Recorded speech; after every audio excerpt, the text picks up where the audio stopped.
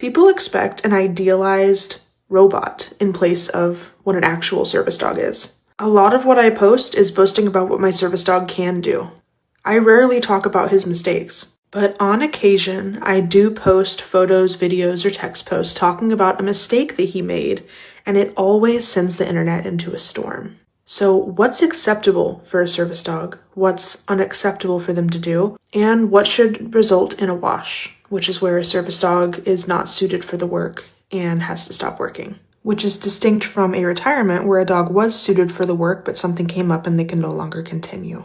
Like, for example, a dog attack. First, let's go over what's never acceptable for a service dog. A service dog should never act aggressively or be an active threat to the public. They must be potty trained.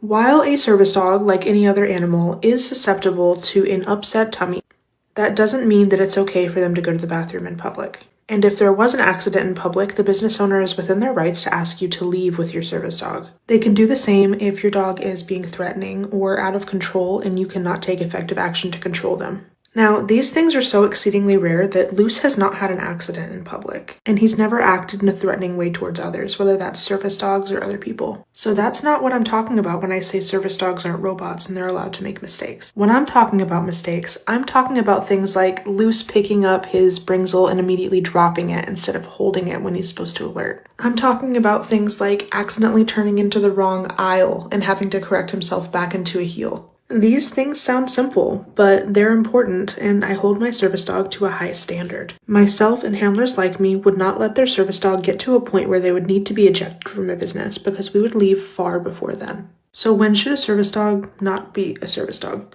If you cannot keep control over your dog, and your dog attacks other people or acts in a threatening manner in public access, your dog should not continue to work as a service dog.